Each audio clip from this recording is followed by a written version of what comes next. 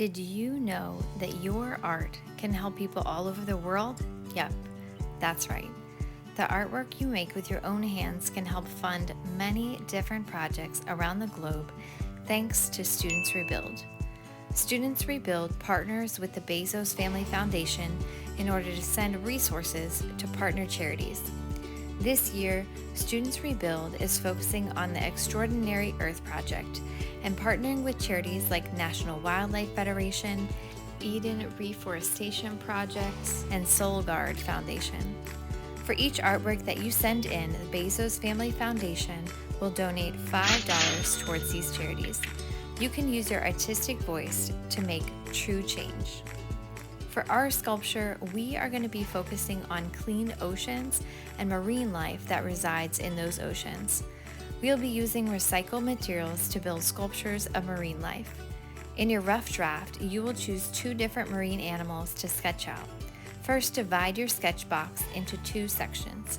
Since we are creating a 3-dimensional sculpture, it's helpful to see multiple angles of your plan. Be sure to include both a top and side angle in your sketchbook. Use photographs to reference as you draw. I'm going to go ahead and speed this drawing up for you.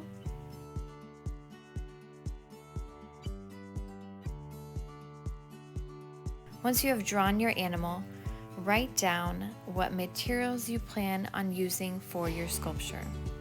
This could include cardboard, plastic bottles, plastic bags, or other materials. We will not be using glass. Plastic and paper materials will work just fine. We will not be adding color to our sculptures, as you might have seen in previous student examples. Think about this as you plan what materials you'd like to use. If you want to keep it one material to make a more uniform look, that works for me. If you want to include multiple materials to make it work together, that is another option. Do the same thing for your second choice. Remember, we always want to have 2 plans just in case the first one doesn't go as well as we had hoped.